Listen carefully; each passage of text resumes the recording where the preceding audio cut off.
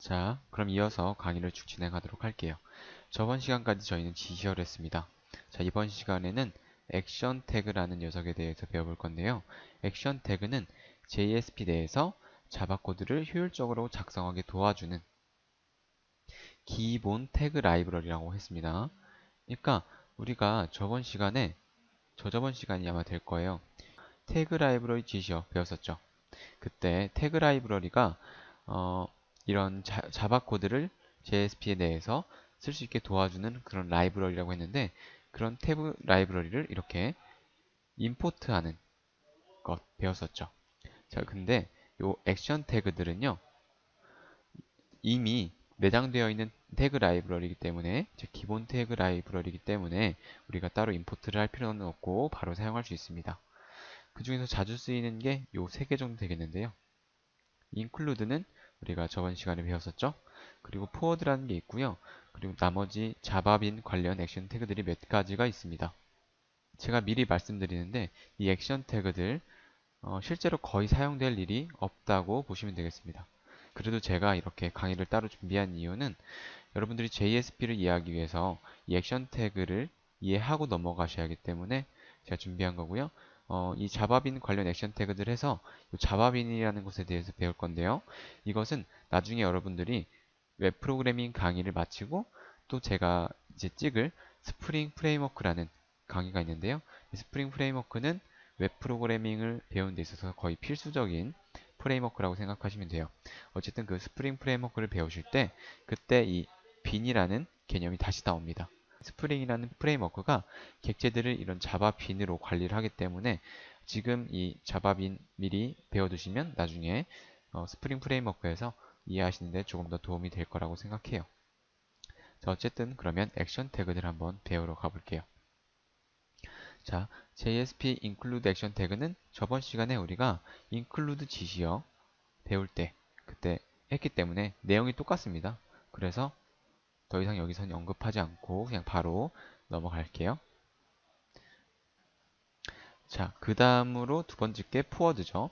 자, forward 액션 태그는요. 이런 식으로 사용합니다. 이 앞에 JSP라고 쓰시고요. 이렇게 콜론 쓰신 다음에 내가 사용할 액션 태그명 이렇게 forward라고 씁니다. 그 다음에 페이지 속성에 포워딩할 페이지 경로를 쓰면 되는데요. 그럼 이 forward 액션 태그가 하는 일이 뭐냐? 자, 요청을 다른 JSP로 전달하는 것입니다. 실제로 서블릿에서도요, 어떤 서블릿이 요청을 받으면 그 요청을 자신이 직접 처리하지 않는 게 아니라 자신은 일부만 처리를 하고 나머지 로직은 다른 서블릿에게 요청을 할 수 있어요. 그러니까 요청을 전달하는 것이죠. 처리를 전달하는 것입니다. 자, 요 코드를 이렇게 JSP에서는 forward 액션 태그를 이용해서 구현할 수 있는 거죠. 그러면 이걸 다시 제가 풀어서 설명드리면 요청을 다른 JSP로 전달하는 것이라 합니다. 그러니까 이것은 페이지의 기능을 분리할 때 사용합니다. 그러니까 JSP 두 개가 있어요. include라는 지시어는 요거를 이렇게 포함해 오는 거죠. 요게 이 JSP가 한 일을 내가 가져와서 어떻게 보면 포함한다고 보시면 되겠습니다. 자, 근데 이 forward는요. 내가 일부만 처리를 하고요. 나머지 처리는 다른 JSP에게 이전하는 것이죠.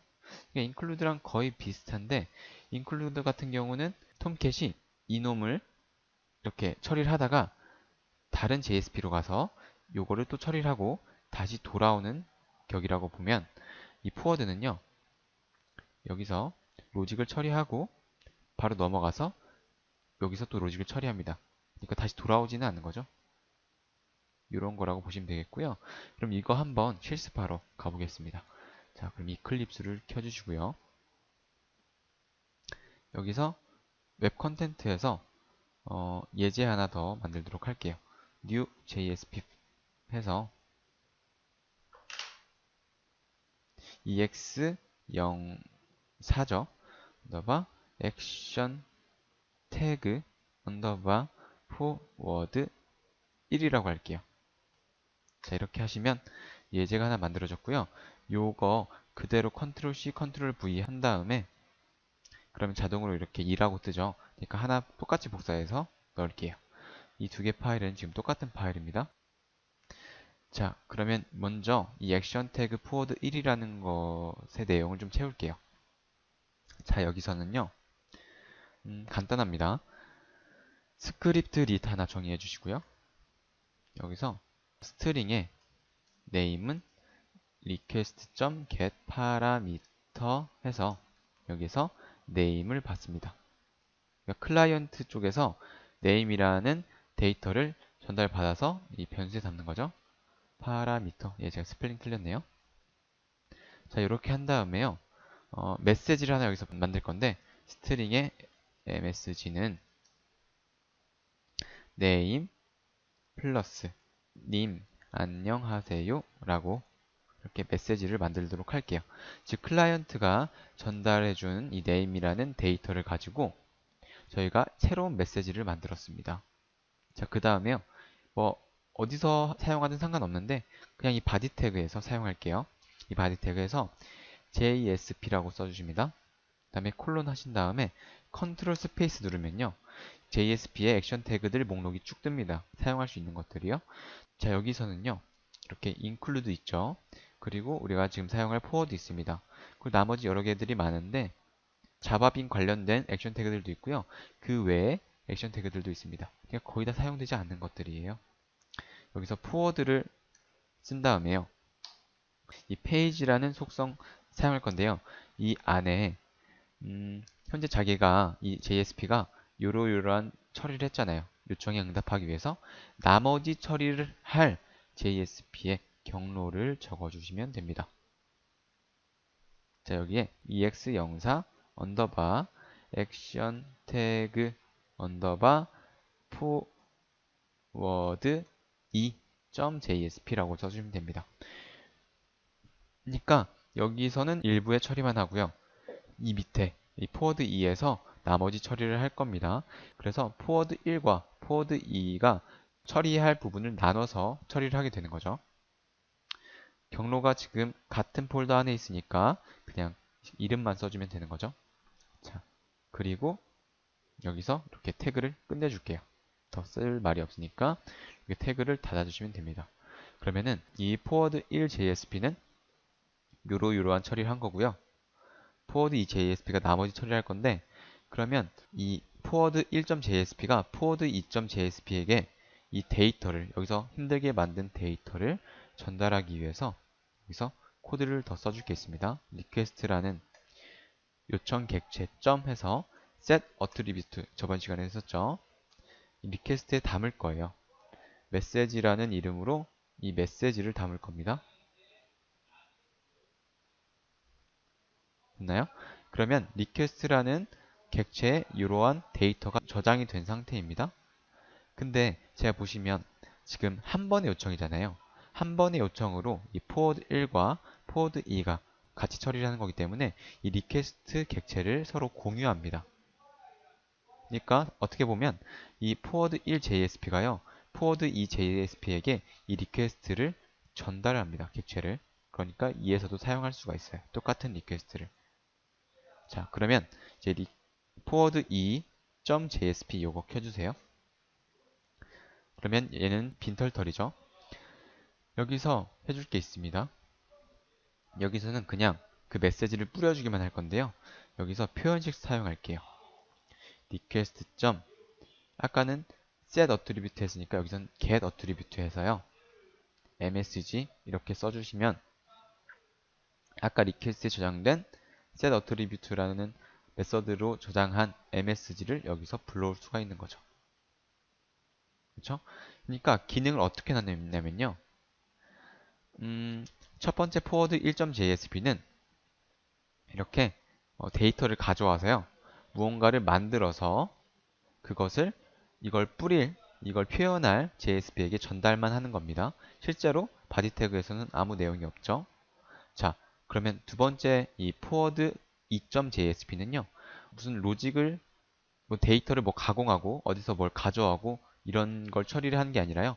단순히 데이터만 뿌리는 역할만 합니다. 그러니까 화면에 뿌리기만 하는 역할을 하는 거죠. 이 forward 2.jsp는 이런 식으로 로직을 나눌 수 있어요.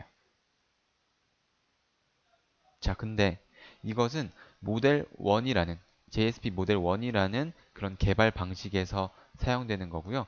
사실 모델 1으로 개발하는 회사는 없습니다.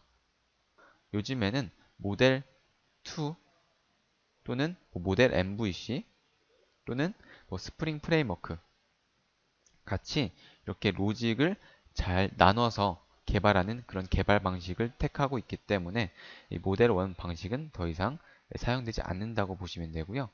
하지만 저희가 이 액션 태그를 실습해 보기 위해서 이 모델 1 방식으로 개발하고 있다고 생각하시면 되겠습니다. 자, 그럼 이게 잘 실행되나 한번 확인을 해 볼게요. 자, 여기서 런온더 서버 한 다음에 이 첫 번째 forward 1.jsp로 요청을 합니다. next 하고 finish. 그 다음에 이렇게 요청을 하게 되면요. 톰캣이 실행되면서 자동으로 forward 1.jsp로 요청을 합니다. 자, 근데요. 현재 우리가 그 파라미터 전달 안 했잖아요. 요 name이라는 파라미터 전달을 해야 됩니다. 실제로. 그렇기 때문에 여기에서 크롬에서 물음표 하시고요. 여기서 name은 뭐 자기 이름 써서 이렇게 한번 요청을 다시 한번 해볼게요. 그러면은 장동형님 안녕하세요라고 떴습니다. 자, 이게 어떻게 떴는지 한번 확인해 볼게요. 다시 한번 로직을 검토해 보겠습니다.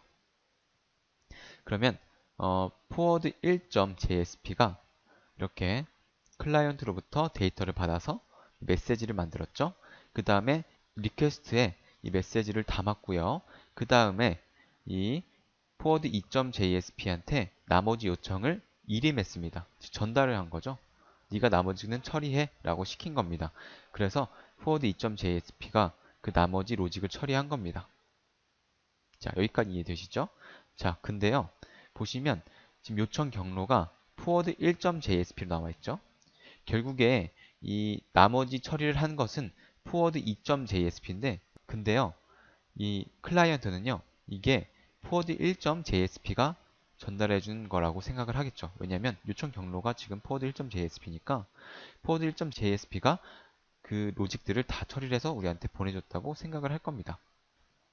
그러니까 사용자는 forward 2.jsp가 존재하는지 존재하지 않는지조차 모르겠죠. 자, 이런 식으로 forward 액션 태그를 사용해서 요청을 전달할 수 있다 라는 거죠. 자, 그러면 강의가 조금 길어졌으니까 여기서 또 잠시 끊고요. 다음 강의에서 이어서 진행하도록 할게요.